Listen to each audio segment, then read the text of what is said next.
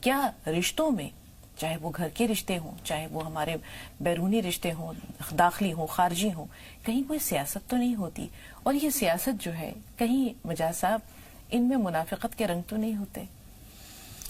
الحمدللہ رب العالمین والصلاة والسلام علی رسول الکریم وعلی آلہ وصحبہ اجمعین، اما بعد، اعوذ باللہ من الشیطان الرجیم، بسم اللہ الرحمن الرحیم، رب اشرح لی صدری ویسر لی امری واحلل عقدۃ من لسانی یفقہوا قولی، سبحان ربک رب العزۃ عما یصفون وسلام علی المرسلین والحمدللہ رب العالمین۔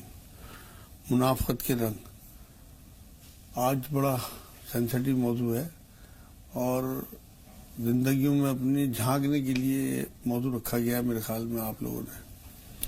سب سے پہلے ایک حدیث پاک پیش کر دوں میں، بخاری اور مسلم کی متفقہ علیہ حدیث ہے کہ حضرت عبداللہ بن عمر رضی اللہ تعالیٰ عنہ سے روایت ہے کہ حضور صلی اللہ علیہ وسلم نے ایک بار یہ بات فرمائی کہ جس شخص میں 4 عادتیں جمع ہو جائیں وہ خالص منافق ہے، اور جس میں کوئی 1 یا 2 جتنا بھی حصہ ہو اس کے اندر منافقت کا اتنا ہی حصہ آ جائے گا۔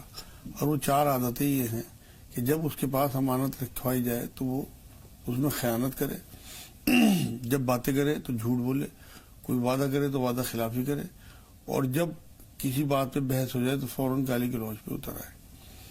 ایک تو یہ حدیث پاک ہے منافقت سے، جو آج کے ہم حالات دیکھ رہے ہیں پبلک کے، ان میں ہمیں اپنے اوپر یہ نظر ثانی کرنی چاہیے۔ ایک اور حدیث پاک ہے، وہ مسلم شریف کی ہے، حضرت ابو ہریرہ رضی اللہ تعالیٰ عنہ سے روایت ہے کہ حضور صلی اللہ علیہ وسلم نے ایک بار یہ بات فرمائی کہ اللہ کی راہ میں جان دینے کی کسی نے تمنا نہ کی ہو اور وہ اسی حالت میں مرا ہو تو وہ بھی منافقت کی موت ہے۔ ایک اور حدیث پاک ہے بخاری شریف کی، حضرت عمر رضی اللہ تعالیٰ عنہ سے روایت ہے کہ حضور صلی اللہ علیہ وسلم نے یہ بات فرمائی کہ مجھے خطرہ ہے تو صرف اس منافق سے جو باتیں تو بہت بڑی بڑی اور اچھی کرتا ہو مگر اس کے کارنامے جو ہیں وہ سب ظالموں جیسے ہوں، ظلم کے ہوں۔ قرآن میں بھی سورہ منافقون میں اللہ رب العزت نے ایسے لوگوں کو جو بہت اونچی اونچی باتیں کریں اور عمل سے نزاعت ہوں، انہیں سوکھی ہوئی لکڑی ہے، دیوار سے لگی ہوئی سوکھی لکڑیوں سے تعبیر کیا ہے ایسے منافقوں کو۔ اچھا، ایک حدیث پاک میں حضرت صلی اللہ علیہ وسلم نے یہ بات بھی کہی ہے کہ منافقت کا جو ڈر ہے وہ صرف مومن کو ہوتا ہے، منافق خود تو بے فکر سا ہوتا ہے۔ جو آپ نے واقعہ سنایا حضرت عمر کا، اور صحابی بھی فکر مند رہتے تھے کہ ہمیں کہیں منافقت کا ہی رنگ نہ چڑھ جائے۔ ایک صحابی ہوئے حضرت حنظلہ رضی اللہ تعالیٰ عنہ، ایک بار وہ گھر سے نکلے اور چیختے ہوئے نکلے کہ حنظلہ منافق ہو گیا۔ پورا واقعہ سب نے بہت بار بار سنا ہوا۔ اصل بات ان کی فکر تھی کہ ان کی جو کیفیت حضور صلی اللہ علیہ وسلم کی بارگاہ میں ہوتی تھی وہ کیفیت گھر میں نہیں ہوتی تھی، تو انہیں ڈر ہوا کہ یہ منافقت تو نہیں ہے۔ ہمیں تو کوئی فرق ہی نہیں پڑتا، ہم یہ دیکھتے ہیں کہ ہماری کوئی حالات ہو۔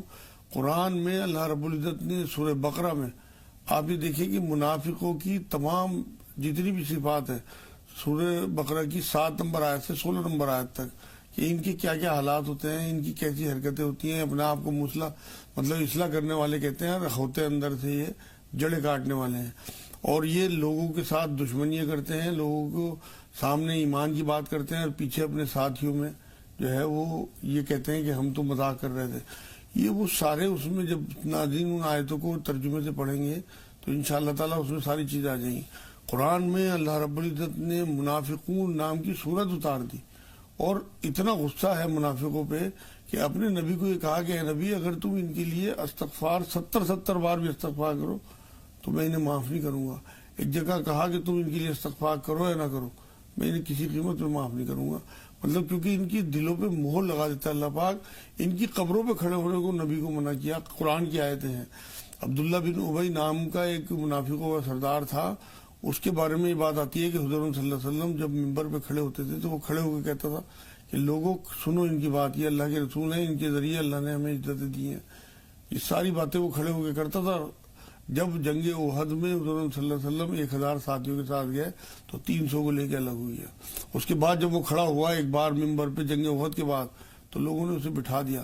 قرآن میں اللہ رب العزت نے یہ آیت اتار دی عبداللہ بن ابی کی اس بات پہ کہ یہ تمہیں اللہ کے رسول کہتے ہیں، مجھے پتا ہے کہ یہ جھوٹے ہیں لیکن تم سچے ہو، مجھے پتا ہے کہ تم سچے رسول ہو۔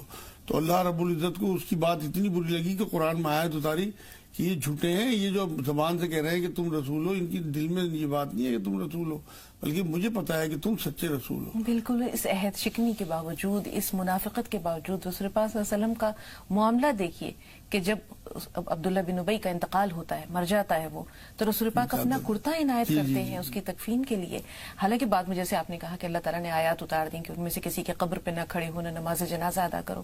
تو منافقوں کا جو انجام ہے وہ بھی بہت عبرتناک ہے. لیکن جب ہم ایسے مومنوں کی بات کرتے ہیں جو اپنے آپ کو مسلمان بھی کہتے ہیں، اسلام مومن ہونے کا دعویٰ بھی کرتے ہیں، لیکن معاملات ہوں چاہے ان کے رشتے ہوں، ان دونوں میں دوہرا رویہ جو وہ اپناتے ہیں. مجاز صاحب، ہم اگر گھریلو سطح پر ہی دیکھ لیتے ہیں، گھر بنتا ہے نہ اینٹوں سے نہ دیواروں سے، گھر والوں سے بنتا ہے، محبت سے بنتا ہے. تو گھر کے جب افراد آپس میں ایک دوسرے کے لیے نہ ہمدردی رکھیں، نہ ان کے اندر جو ہے وہ اخلاص ہو، جو کچھ ہو وہ نفاق ہو، خود غرضی ہو، مفاد پرستی ہو، تو کیا اسے بھی آپ منافقت سے تعبیر کریں گے؟ بالکل یہ منافقت ہے. اصل میں منافقت کہتے ہی اسے کہ آپ کے دل میں کچھ ہو اور آپ باہر کچھ ہو. منافقت جو ہے نا وہ ظاہر اور باطن کے فرق کا نام ہے. آپ کے دل میں تو غصہ ہو اور آپ اسی شخص سے گلے مل رہے ہیں، مصافحہ کر رہے ہیں، اس کے ہاتھ چوم رہے اور اس کے جانے کے بعد اس کی غیبت کر رہے ہیں، یہ منافقت ہی تو ہے.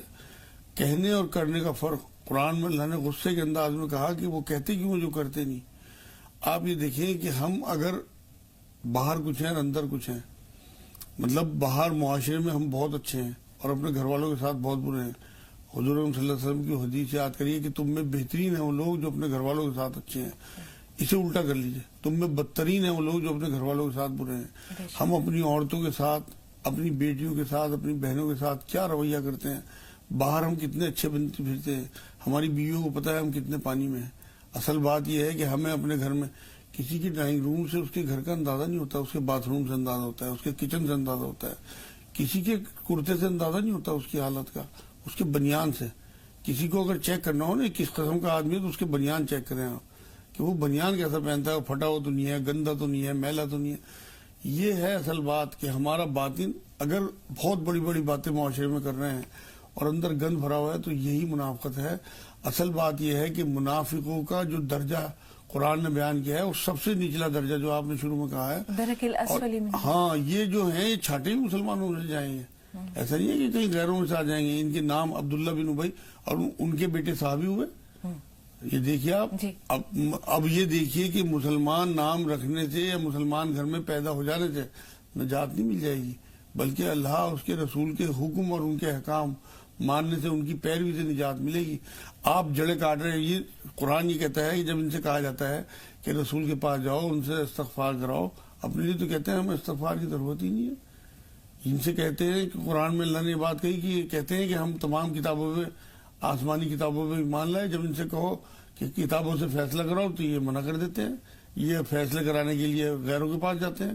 تو آج جو لوگ قرآن و حدیث کو چھوڑ کے فیصلے غیروں سے کرا رہے ہیں، عدالتوں کے چکر کاٹ رہے ہیں، جھگڑوں میں پڑے ہوئے ہیں، آپ دیکھ لو جتنی عدالتوں کے جتنی بھی کچہری ہیں زیادہ تر مسلمانوں سے بھری پڑی ہیں اور قرآن ان کے ہاتھ میں ہے. آپ یہ دیکھیں نسخہ کیمیا کہلاتا ہے اور تمام تر چیزیں جو ہیں قرآن میں موجود ہیں. ہر چیز کا حل الحمدللہ اگر ہم اس میں غوطہ زنی کریں اور اسے ہم دیکھیں کہ واقعی اصل بات یہ ہے کہ ہم خود غفلت میں ہیں اور ہم خود منافقت کی زندگی گزار رہے ہیں. لیکن بات یہ ہے کہ ہم کسی میں فتویٰ نہیں لگا سکتے. آپ نے کہا بھرے پڑی ہیں عدالتیں اس طرح کے چھوٹے موٹے جھگڑوں سے جو معمولی باتوں پہ شروع ہوتی ہیں اور عدالتوں تک پہنچتی ہیں، پنچایت کی سطح تک پہنچتی ہیں. تو ہمارا جو منصف ہے اگر وہ گھر کا ہیڈ ہے تو کیا وہ منافق ہو گیا ہے؟ اس کی آنکھوں پر پٹی ہے، وہ عدل سے کام نہیں لیتا ہے؟ کس سطح پر عدل کی جو ہے وہ گردن ماری جاتی ہے اور پھر یہ منافقت کے رنگ سامنے آتے ہیں؟ آپ یہ دیکھیے بہت سے لوگ ہیں جیسے ہماری بہنوں کے کالز آتے ہیں کہ چھوٹی سی جھگڑے پر بات شروع ہوئی تھی، طلاق پر نوبت پہنچ گئی، زبردستی طلاق دلوا دی جاتی ہے کہ تم طلاق دو، میرا بیٹا ابھی تمہیں طلاق دے گا. اسی طرح آپ یہ دیکھیے کہ بہویں یہ کہتی ہیں کہ تم اپنی ماں کو چھوڑ دو، میرے ساتھ. ہم دونوں کی بات کر رہے ہیں. اسی طرح کبھی شوہر جو ہے وہ اپنی بیوی کو مورد الزام ٹھہراتا ہے. تو آخر گھریلو سطح پر اگر ہم یہ دیکھیں تو یہ نفاق کس کس روپ سے آتا ہے؟ ہم نے چہرے بنا رکھے ہیں یا ماسک لگا رکھے ہیں، پیٹھ پیچھے کچھ بات ہو رہی ہے، سامنے کچھ اور بات ہو رہی ہے. ابھی کڑوی باتیں ہو رہی تھیں، تھوڑی دیر کے بعد جو ہے وہ میٹھی میٹھی باتیں ہونے لگتی ہیں. تو آخر کھوٹ کہاں ہے مجاز صاحب؟ اصل میں کھوٹ جو ہے نا وہ تربیت میں ہے. ماں باپ کی بہت بڑی غلطی ہوتی ہے، بچپن سے لوگ جو ہے اپنے بچوں کی تربیت نہیں کرتے. دوسرا کھوٹ سب سے بڑا قرآن میں غور و فکر نہ کرنا ہے. ایک واقعہ میرے یاد آ رہا ہے اقبال کا، علامہ اقبال رحمۃ اللہ علیہ، یہ لکھتے ہیں، بلکہ بار بار وہ لکھتے ہیں کہ میں نے رسول اللہ صلی اللہ علیہ وسلم کی محبت جو ہے وہ اپنے باپ سے سیکھی. وہ لکھتے ہیں، میں چھوٹا سا تھا، میں اسکول سے آیا، ایک بار آ کے گھر میں گھسا، ابھی بیگ اتار کے رکھا تھا، کوئی چھڑی پڑی تھی، وہ میرے ہاتھ میں آ گئی کھیلنے کے لیے. باہر سے بار بار چیخنے کی آواز آ رہی تھی، کچھ مانگنے والا کوئی کھڑا تھا. تو میں نے آ کے اسے منع کیا، 2-3 بار منع کیا، وہ نہیں ہلا. جیسے بعض لوگ جو ہوتے ہیں نا ہٹی قسم کے، کہنے میرے ہاتھ میں چھڑی تھی، میں نے اس کے کاسے پہ چھڑی مار دی، اس کے سارے پیسے گر گئے اور وہ انہیں چننے لگا. اندر سے آواز سن کے اس بحث کی یا کچھ ٹوٹنے کی، تو میرے والد محترم آ گئے اور آ کے اس کے پیسے چنوا کے اس کی جیب میں ڈالے اور اسے کچھ اور پیسے دیے اور اسے معذرت بھی چاہیے اور اسے بھیجا. اور اندر جب میں پہنچا ہوں تو میں نے اپنے باپ کو اتنا بلکتے ہوئے روتے ہوئے کبھی نہیں دیکھا. میں نے پوچھا، بحضور کیا بات، آپ اتنا کیوں رو رہے؟ کہ اقبال ایسا نہ ہو کہ قیامت میں کس طرح جواب دوں گا رسول اللہ صلی اللہ علیہ وسلم کو جب وہ یہ کہیں کہ تیری اولاد جو ہے وہ فقیروں کے کاسے توڑتی تھی. کہنے وہ دن ہے جس دن سے میرے دل میں رسول اللہ صلی اللہ علیہ وسلم کی محبت پہ بس ہوئی تھی. تو اگر ہم کسی پہ ظلم ہوتا دیکھیں، اپنے بچوں کو کرتا دیکھیں، تو ہمیں وہیں ٹوکنا ہے انہیں جب ان کی تربیت ہوگی. آپ اقبال کا کلام پڑھیں، اس میں جگہ جگہ یہ بات ہے کہ حضور صلی اللہ علیہ وسلم کی محبت میں کہ اللہ اگر میرا حساب لینا ضروری ہو تو لے لینا، لیکن حضور صلی اللہ علیہ وسلم کے سامنے نہ لینا، چھپا کے لینا. اور بھی کئی جگہ وہ کہتے یہی تھے کہ میں نے حضور صلی اللہ علیہ وسلم کی محبت جو ہے تو وہ اپنے والد سے سیکھی. اصل بات یہ ہے کہ ہم تربیت صحیح طرح سے نہیں کرتے.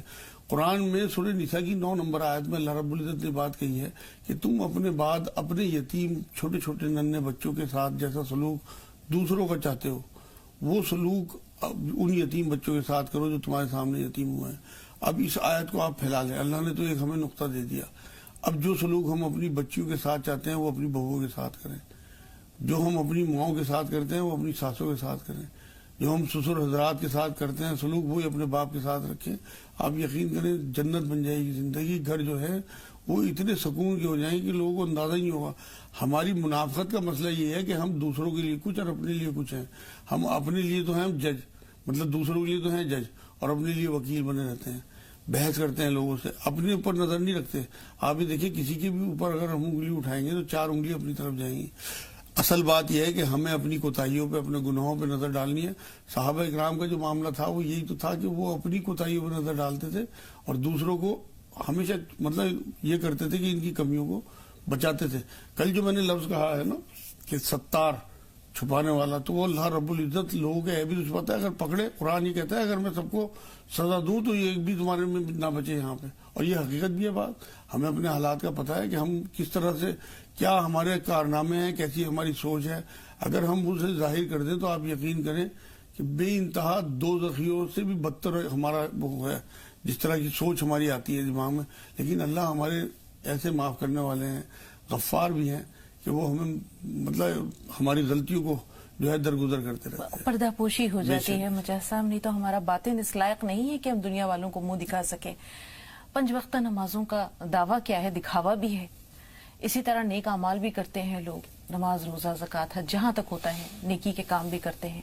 لیکن جب معاملات کا معاملہ آتا ہے، جب لوگوں کے ساتھ برتاؤ اور سلوک کا معاملہ آتا ہے، رویے ہمارے اتنے خراب ہوتے ہیں، تو اس وقت ہمیں یہ خوف نہیں ہوتا کہ ہمارے اعمال باطل ہو جائیں گے؟ یہ تو ہم نفاق کی حدوں میں داخل ہو گئے، اس وقت ہم کیوں نہیں ڈرتے؟ اصل بات یہ ہے جو آپ نے جس طرح نشانہ دیا ہے، یہ آپ یہ دیکھیے کہ سب سے زیادہ فرمانبرداری کیا ہے کہ ہم اللہ کے آگے اپنا سر جھکا دیں. ٹھیک، اور پھر اسی اللہ نے جب ہمیں سودی لین دین سے منع کیا ہے، اسی اللہ نے ہمیں بد نظری سے منع کیا ہے، قتل کرنے سے منع کیا ہے. کیا یہ باتیں ہم نہ مانیں؟ مطلب سر تو آپ اللہ کے آگے جھکا رہے ہیں اور اس کی مان نہیں رہے. یہی منافقت ہے اصل میں. تو آپ یہ دیکھیں کہ آپ نے نماز کا حوالہ دیا ہے منافقوں کے بارے میں. قرآن یہ کہتا ہے کہ یہ سستی اور کاہلی کی نمازیں پڑھتے ہیں. اور جو میں کل آپ کو بتا رہا تھا کہ سورہ فرقان کی عباد الرحمان والی جو آیتیں ہیں ان میں اللہ نے سب سے شروع میں یہ بات کہی ہے کہ یہ اپنی نمازوں میں خشوع پیدا کرتے ہیں. اور اسی میں چلتے ہوئے آگے یہ بات کہی آخری آیت میں یہاں جہاں ذکر ختم ہو رہا ہے عباد الرحمان کا کہ یہ اپنی نمازوں کی حفاظت کرتے ہیں. اب آپ یہ دیکھیے کہ بزرگ کے پاس ایک صاحب پہنچے کہ میری نمازوں میں طبیعت نہیں لگتی بالکل, مطلب مزہ نہیں آتا مجھے, سرور نہیں آتا. تو کہنے لگے تم چھوڑتے تو نہیں؟ کہ نہیں, پڑھتا